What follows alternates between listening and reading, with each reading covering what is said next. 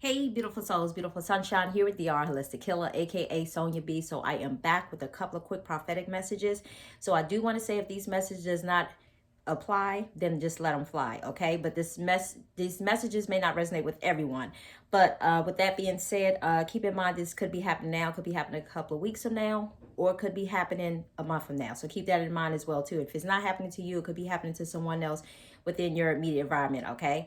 Or a loved one of yours, okay? So nevertheless, let's go ahead and get into the message. So the message that I received the message yesterday, okay? And this message is pertaining to like our little pets, okay? So we have to be mindful to be gentle with our pets at this time, because not only are we on this journey, but our pets are also on this journey as well too. Because the way it was revealed to me was, it was as if the divine spirit of light had showed to me and revealed to me some things that may has possibly happened and transpired to, let's just say, my family pet, should I say. Okay, so in God was just showing and revealing to me the things that they are going through, the things that they are experiencing as well too. So meaning like their traumas that they're also trying to work through as well too. So we have to remember to be gentle with even the animals as well too, okay? Because they have soul contracts that they're fulfilling, just like we have soul contracts that we're fulfilling as well too, okay? So just as you're working through something, they are also working through something as well too. But allow them the space, the time, the energy to be able to work through some of the things themselves as well too. But also be gentle with them and show them grace as well too. The same grace that you would want as if you want somebody to show you if you're going through something as well too, okay? But not allowing them to be too codependent on it, but showing them the grace and extending that love and that energy towards them as well too, okay? So keep that in mind, and those are for those people who do have pets, okay? And then the next message that I received was be mindful, because some of you are making a conscious decision of moving forward, getting out of stuck energy. And the way I saw this was, it was as if somebody had kind of let's just say, like if somebody was showering, right? And as somebody was showering, somebody else within the house had allowed somebody else to come into the house, and they went to answer the door. And when they went to answer the door, they took the person to the bathroom where the person was showering at. And it's almost like I kind of came in there and said, what are you doing? You don't do that, in a sense. Like, you don't bring company to the bathroom where someone is trying to shower at. So the way I saw this was, it was as if some of you are making a conscious decision to cleanse yourself, to release yourself, and realizing that certain energies that maybe that you possibly been stuck in, for the person who was in the shower, okay, making a conscious effort of cleansing their energy. And then you have the other person, it's almost like they are sabotaging, okay? So this can be, it doesn't necessarily have to be somebody who is within your home. This could be somebody who's outside your home. So let's just say, hypothetically, if you stay within an apartment building, it could be any one of your neighbors, or whoever, whatever teachers that's kind of coming along to teach you a lesson at this specific time, okay? And the reason why I say that is because the person who opened up the door, they allowed this other energy to come in, but then they took them to the bathroom where somebody else was actually being vulnerable, meaning, again, they were cleansing themselves, they were naked, they were in the shower, as we all do.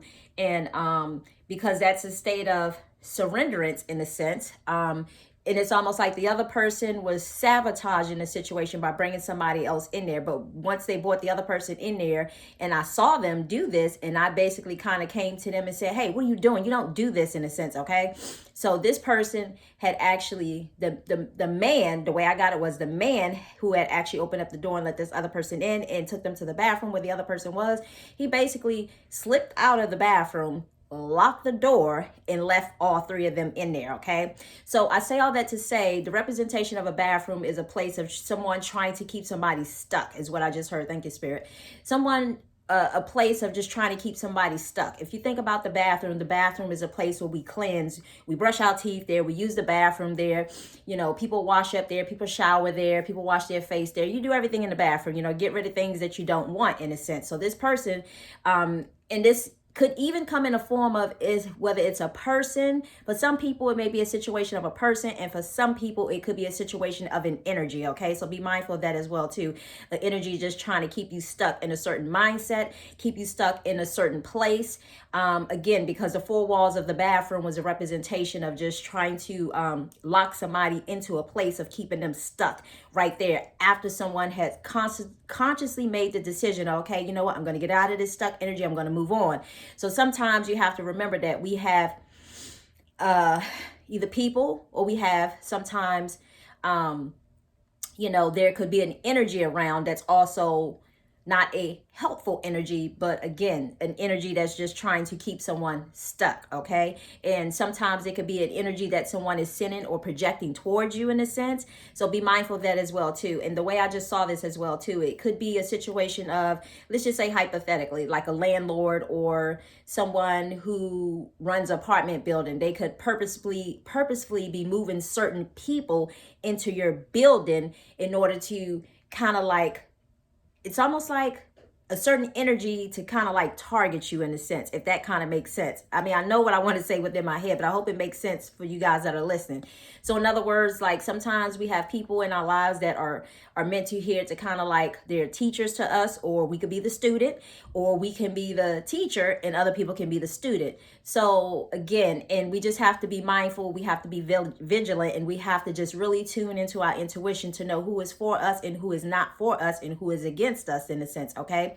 Whether it's being purposefully done or whether it's being unconsciously done, okay?